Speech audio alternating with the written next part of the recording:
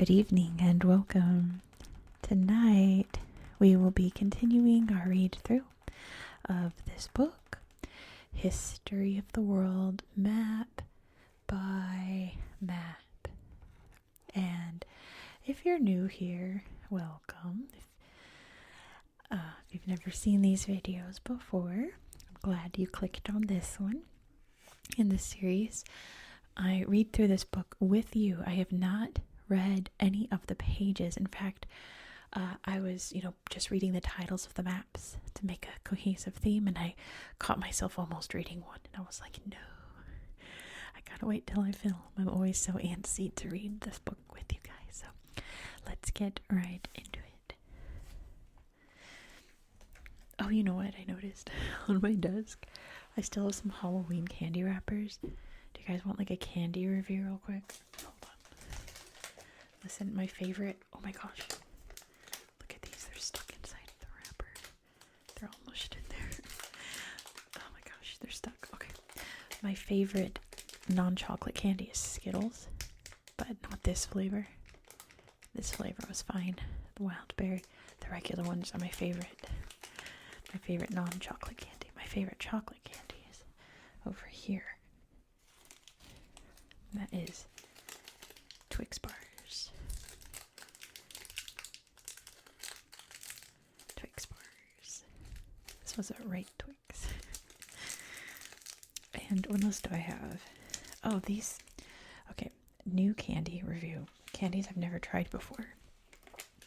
Lifesaver gummies. I've never had these. I know they're not new. It's just that they're new to me, and I thought they were good. I really love gummy candies. I thought that they were sufficient. But I really liked, this is my big find this year, is peanut butter Snickers. I'm not really into Snickers. I'll eat it, but I don't really like it. I don't really like nuts in things. I just like plain nuts, But with the peanut butter inside, this was really yummy. I recommend this one. Alright, that's all the garbage on my desk when I was eating candy while I was editing. Alright, let's get to these maps real quick. So, the theme this time is imperialism and colonization, because we are in the 19th century heading into the 20th century. And the times, they are a-changin'. So let's see where we are on this map. It says, make sure the light's not out there. Okay. South Asia, 1825 to 1876. By 1850, the British East India Company, a private company, was the major power on the Indian subcontinent. French and Portuguese influence in South Asia was limited to isolated pockets. The Danish had sold their colonial holdings there, and the Dutch had left by 1825. During the Indian Revolt of 1857 to 1858, the British Crown took control of India, and the Raj was created. When the East India Company was finally dissolved in 1876, Queen Victoria became Empress of India.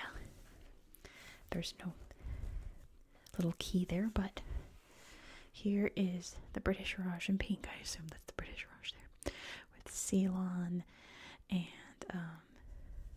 Burma, it's now Pakistan and Bangladesh, and of course India, but not Nepal. I see Nepal there, and Bhutan, independent. Next we have East and Southeast Asia, 1850 to 1895. I'm going to move this up a bit so it's easier for me to read. It may be easier for you to see. Agrarian unrest in China in the 1850s led to rebellion and famine, and Western powers were quick to exploit the internal dissent. France and Britain extended their influence deep into China, but they faced competition from a rapidly modernizing Japan and Russia. To the southeast of the region, the British expanded into the tin and rubber-rich lands of Malaya, while the French gained control of Indochina. So let's see, you can see the Qing Empire there. I guess we'll look at this map later. Just showing you what areas we're talking about. Let's move on to Africa.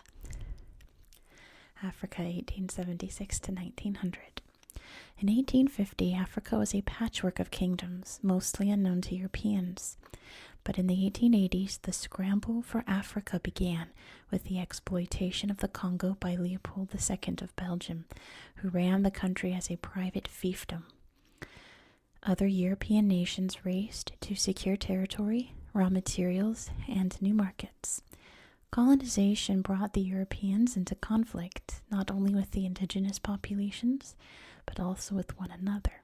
By 1900, as much as 90% of Africa was in European hands. Yeah, we'll take a look at, because that's a big map to dissect. We'll read that last. One more box here. It says informal empires. Can you see? There you go. 1870 to 1900. Financial investment, technical expertise, and control of critical resources such as coal, iron, and steel gave the more advanced industrialized European countries huge influence over even those territories that they did not directly rule. Argentina, in particular, came within the sphere of influence of Britain's informal empire as British investment, engineers, and railwaymen flooded the country, securing Britain preferential trade agreements and changing the country both culturally and socially. All right, now let's look at this map. Lots of things to see. Here it says 1898, the Spanish-American War extends the U.S. influence into the Caribbean. But that's why we have Puerto Rico and the U.S. Virgin Islands today. I'm American, that's why I said we. Here it says 1900. The Guianas are the only remaining European colonies in South America. Yeah, there's British Guiana, which they call Guyana, which is still called today. Dutch Guiana and French Guiana, which is still French Guiana today.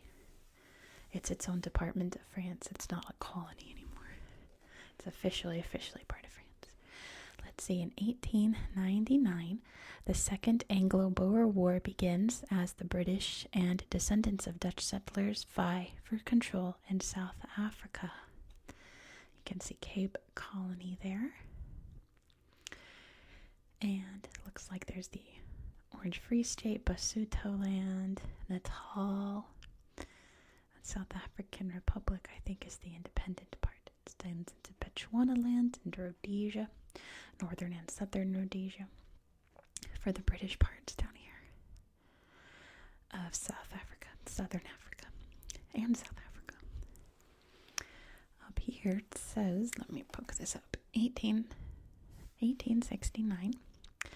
Opening of the Suez Canal links the North Atlantic to the Northern Indian Ocean via the Red Sea, providing a swifter route for goods. So yes, Britain desperately wanted control of Egypt so that they can maintain the Suez Canal. You can see it's surrounded on both sides by the Ottoman Empire at this point. But the British made sure they had control of Egypt as much as possible. Let's see over here. Oh, I know what this is about. This has to be the Great Game. 1878 to 1879.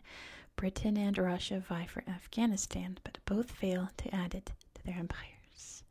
But there's Afghanistan. That was the Great Game between Russia and Britain for control of this area, especially this area, the Wakhan corridor. And yeah, neither side won, didn't they? Afghanistan became its own kingdom, I believe, after that. 1885 to 1886. The Third Anglo-Burmese War brings the whole of Burma into the Raj and sends French ambitions in the area. You can see French Indochina right there, with poor Siam in the middle, a little island in Southeast Asia defending itself. 1884, capture of Hong Hoa in Vietnam helps cement French rule in Indochina. And 1895, the Qing cede Formosa, or today we call Taiwan, to Japan in the Treaty of, holy moly, Shimonoseki. Treaty of Shimonoseki. There's Taiwan. You can see the Empire of Japan there. Let's see, I guess without looking at the key, we can guess who owns what. So that salmon pink is Britain, because you can see Canada. There's Britain. these chunks of Africa here. Nigeria, Ghana, Sierra Leone, of course the British Raj, and down here in Australia and New Zealand. Never forget New Zealand, and little bits of what's today Malaysia, right? They called it Malaya back then. The S is for Singapore, Sarawak. Oh, what's the other one? There are 3 islands. Sumatra. Anyway, I forget. Let's see, the blue is France. So you can see this whole chunk is French Africa, and French Indochina and Madagascar. French Indochina. You can see all the little pockets along the coast. The Portuguese still had Goa, which the Portuguese is one of my favorite colors. It's teal color. They had Angola and what's now Mozambique, Portuguese East Africa. And little pockets, you'll see East Timor there. We're going to talk about East Timor tomorrow on my channel. What else? The Ottomans is green. What's red? Oh, Germany, duh. Well, what was just the beginning to be Germany. These little pockets along there. And a little bit over here. That's why you have lots of German place names there in Papua New Guinea today. Italy is dark green, so you can see what's now Eritrea and Somalia. What else? Spain?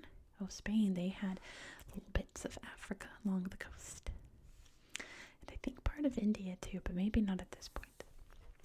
Let's move on. I can look at maps like this all day long. What happened? It was those pesky Indians fighting against the Raj. You can see the cartridges there. That started it all, right? Because most people in India don't eat cow. And lots of other people, mainly what's in Pakistan, but was part of the Raj back then, don't eat pigs for religious beliefs. And these bullet casings, you had to tear them off with your teeth to load it up the gunpowder or the bullets or whatever. And they were encased in like wax or something that were made from cows and pigs. And that's what led to the very large revolt. You can see a map of the battles there. Step 1 in India's independence and Pakistan and Bangladesh creation. Let's see what's happening over in Russia. The Russian Empire expands. I guess we didn't look at that. Hold on. Oh yeah, it's just all Russia. Just all Russia. This breaks it down. That's good. Let's look at this map. The conquest of Siberia, 1600 to 1812. Russia first tried to find a sea passage from the Arctic to the Pacific Ocean. When this failed, it turned into conquering Siberia in order to gain access to the Pacific coast and to win control over its land, minerals, and fur trade. Military forays and massacres, as well as diseases brought in by Russian trappers and traders, subdued the indigenous peoples. By 1650, Russia had colonized the whole of North Asia. Russia then reached North America, where it founded colonies in Alaska and California. No little things. We got some down here for the Great Game. So let's finish reading these. We'll talk about Afghanistan. Expansion to the west, 1768 to 1815. For centuries, the Swedish Empire and the Polish-Lithuanian Commonwealth had limited Russia's western territory. However, the military reforms of 2 czars, Ivan V and Peter the Great, helped to bring much of Poland and Lithuania into the empire by 1795. Success against Sweden in the Finnish War gave Russia the Grand Duchy of Finland. A final shuffle of Polish territories after the Napoleonic Wars defined the western limits of the Russian Empire. I was just reading about the division of Poland, the 3 divisions of Poland, because at the end of this week we're talking about Latvia. We're talking about Semigalia, Courland and Semigalia, which got absorbed by Russia this time. The Black Sea and Crimea, 1768 to 1856. Under Empress Catherine the Great, Russia moved toward the Black Sea, securing the independence of the Crimean Khanate from the Ottoman Empire in the Russo-Turkish War, and then annexing it in 1783. By 1815, Russia had gained control of the entire northern shore of the Black Sea, and finally, it had a warm water port. Russia's attempt to occupy the Balkans, however, was swiftly suppressed in the Crimean War. A new Russian port symbolized by this ship here. So let's look at the Black Sea. Oh, we can see it over here. New port there near Sebastopol.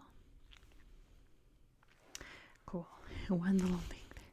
But very important to Russia's history and Ukraine's history. It's one of the reasons why everything that's going on today is going on today.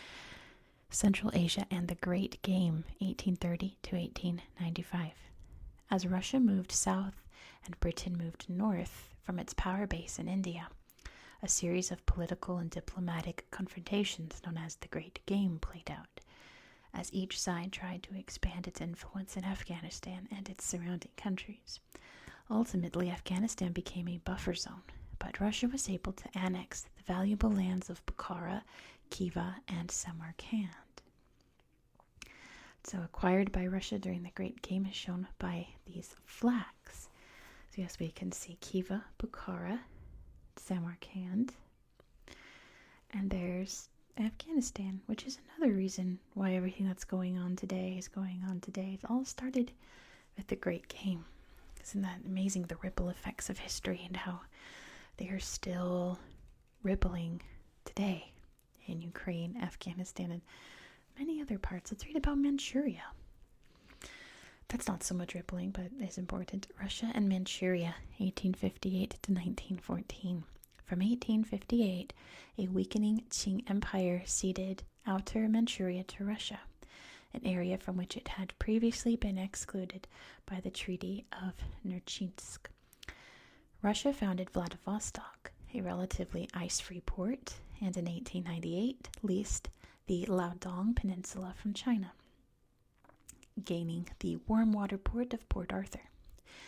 Alarmed by Japan's growing interest in China, Russia occupied southern Manchuria but was defeated in the Russo-Japanese War and abandoned its imperial ambitions in the area.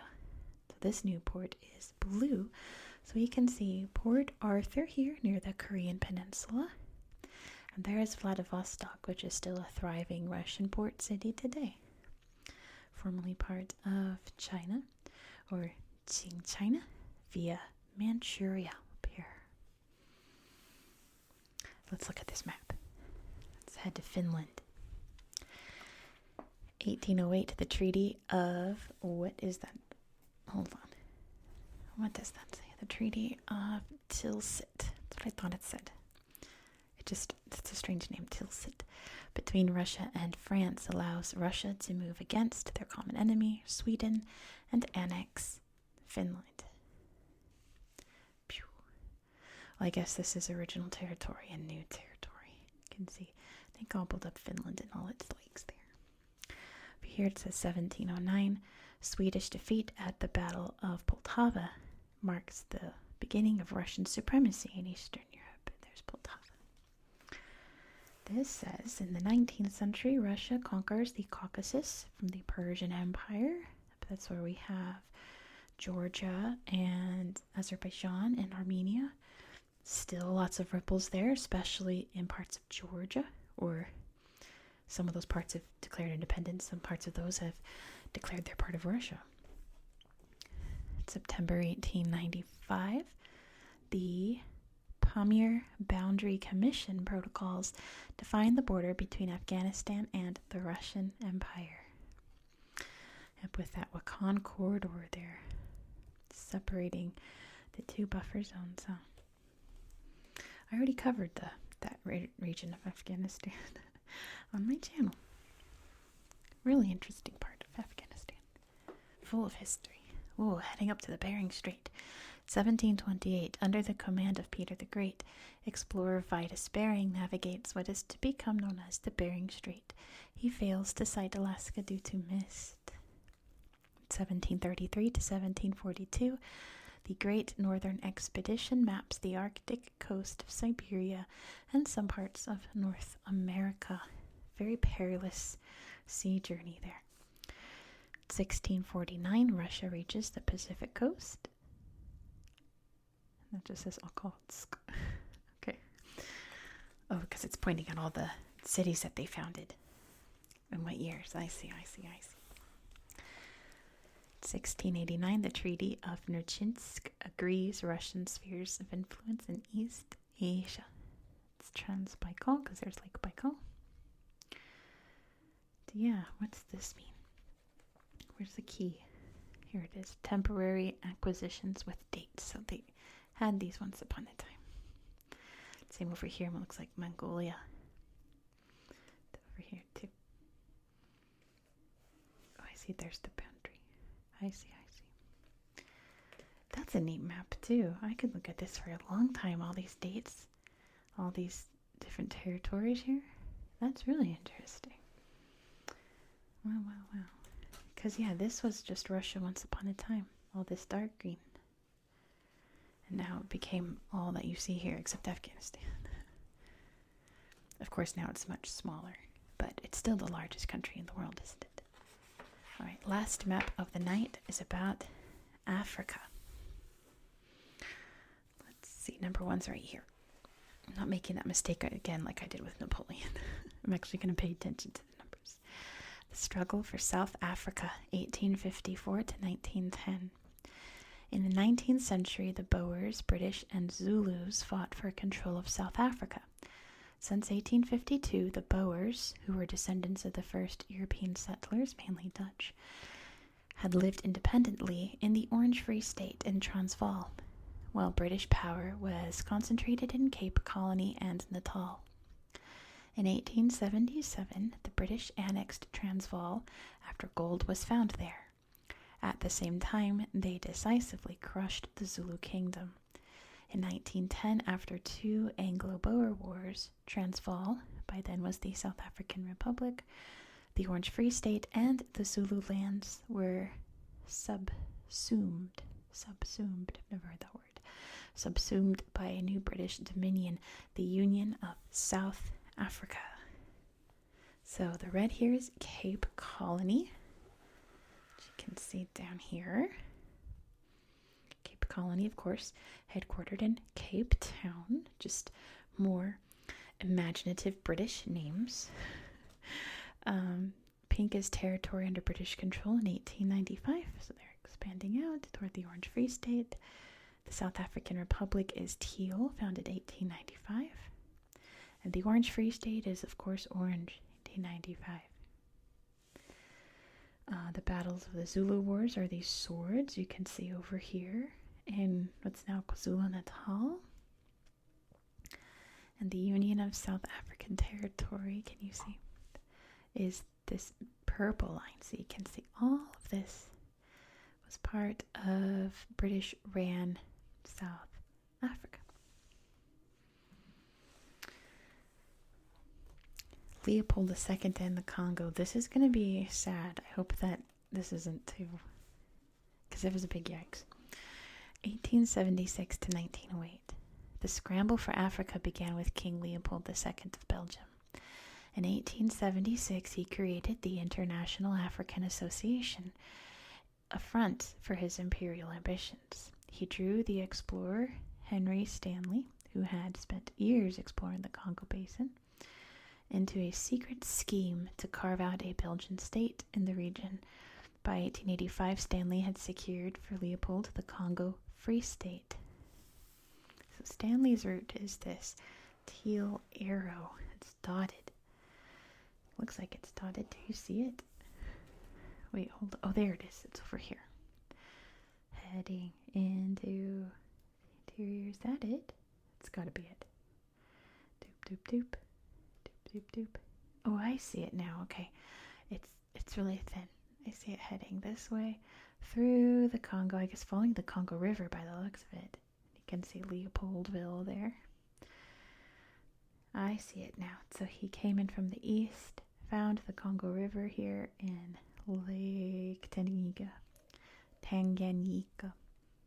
and went down the Congo River. Yeah, that's a sad story. We're not going to talk about it now because it's devastatingly sad, but lots of other history channels have covered the Congo Free State. And it's if you're sensitive to sensitive topics, don't look it up. The Call of Commerce, 1878 to 1890. Africa was commercially attractive because it was a huge market for European manufactured goods. It had vast reserves of raw materials, including coal, metal ores, rubber, gold, and diamonds, and it had plentiful labor to raise cash crops. Many early conquests were funded by commercial interests such as Cecil Rhodes' De Beers Consolidated Mines Company, founded in 1888. So there's a lot of little shapes and things here to look at. So you can see coal here. I spy some coal up here as well, Dahomey. Diamonds, of course, is going to be down in South Africa. Central Africa, there's some diamonds and some diamonds over here as well. De Beers, which is still functioning today, they invented engagement rings. Did you know that? They invented it as a way to sell more rings. Very recent invention. There's copper.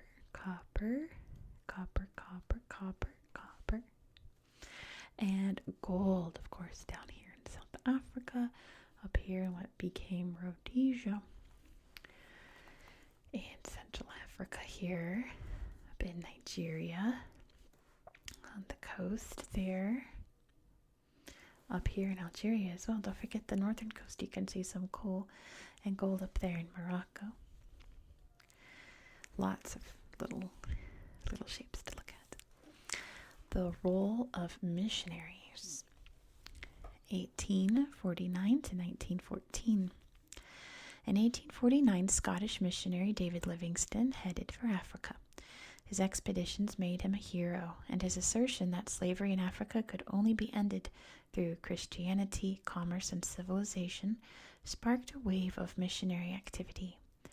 Some provided valuable health and education services, but others colluded with the companies to defraud local chiefs of their lands.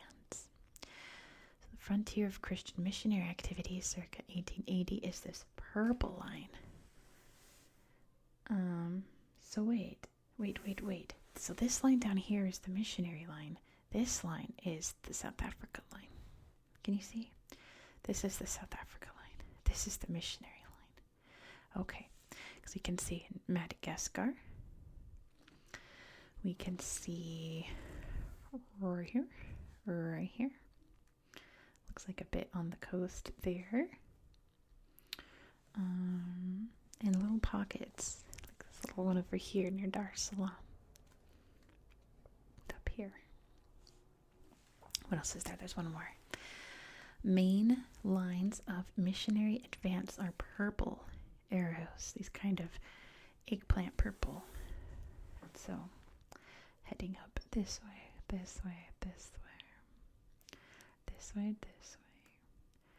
So on and so forth. Let's see this last box here. Resistance to colonization, 1896. European colonizers often met with resistance, most of which was brutally suppressed. Yet in Abyssinia, Emperor Menelik II was able to play the Europeans off against each other and secure modern weapons that allowed him to crush an Italian invasion at the Battle of Adawa in 1896 and keep Abyssinia independent of European control. So the Battle of Adawa is right here in what's now Ethiopia. Back then it was Abyssinia. Alright, let's see. I guess we'll start up here at the top. We ignored all of North Africa at that.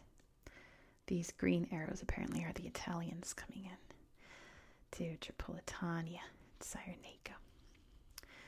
Lands that used to be part of the Roman Empire, which was their justification for invading. 1882, Britain occupies Egypt and gains control of the Suez Canal, which provides quicker access to India. The blue must be the French. Yep, The blue is French. Here's a box. 1847. Resettled slaves from America declare Liberia an independent republic.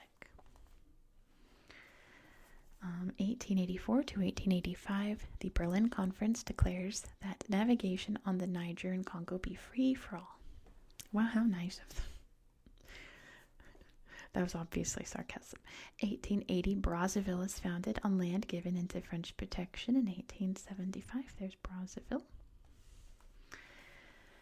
1904 to 1906, the Herero rising against German colonists ends in the bad word that YouTube doesn't like. That's another horrifying story out of colonized Africa.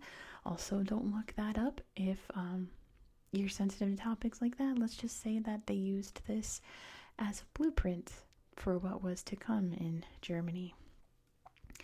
Let's just that level of horrifying.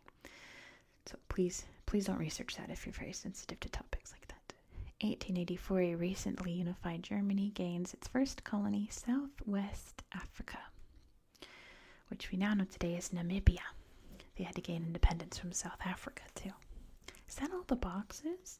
It's disappointing. This map is so cool. I mean, it's a very sad history. You can kind of see this here. This is by 1914. So Belgium is in the red, the big Congo Free State. What we know today is the Democratic Republic of the Congo. Again, please use caution researching that story if you choose to. Britain is pink. You can see Egypt and Sudan, Anglo-Egyptian Sudan. Nigeria, the Gold Coast, which is now Ghana. Sierra Leone. We've got Somaliland. We've got, what did they call this part? What's Kenya and Uganda? What did they call it? British East Africa. Those imaginative British. So clever. Northern and Southern Rhodesia. And South Africa. France is the blue, so they had French West Africa, French Equatorial Africa, French French Equatorial Africa, and Madagascar. Well, they had Morocco as well. But not all of Morocco. You can see Spain has Spanish Morocco there, which technically still has parts of, and Rio de Oro, which is Western Sahara today, or part of Morocco, depending on who you're talking to. Germany is gray, so they have German East Africa and German Southwest Africa. So Tanzania and Namibia. Italy's the greens, they had most of what's now Libya. And then Eritrea and Somalia. Portugal's the blue, they had Angola. They had Portuguese East Africa, which today is Mozambique. I think they had little pockets along the coast up here, along with Spain. Spain is Rio Muni also, which is now Equatorial Guinea. Nominally Ottoman, but British control. That's all this here. Really sad history. And then there's Abyssinia, its own little island, just like Siam, right? And Liberia doesn't count because it was Liberia. But we're going to end it there. So thank you so much for watching. If you enjoy this style of content, please consider subscribing. I actually have another one of these videos scheduled for 2 weeks from now. 2 weeks from now. So look at this poster. Do you see this? What in the colonizing? Okay. That is a wild poster. We're not going to look at that anymore. We're going to look at Ivan the Great. Ivan the Terrible. Yeah, Ivan the Terrible. I don't think there was an Ivan the Great. There was a Catherine the Great. We're going to look at Ivan the Terrible instead. Thanks, Ivan. So yeah, I think 2 weeks from now. Let me see. Yep, exactly 2 weeks from now there'll be another video. Let's peek. Let's see. I don't even know what it is. What's next? Oh, China. Lots of China. Oh, there's Emperor Puyi. The Last Emperor. I love that movie. China, Japan. Oh, we're going to East Asia, guys. We're going to East Asia. Oh, Civil War's coming. Boom, boom, boom. We're doing East Asia next. So, be sure to subscribe so you won't miss out. I hope that you found this video to be relaxing and educational. I thought this was a good one. this one. I hope that you have a good night. Good night. Good night.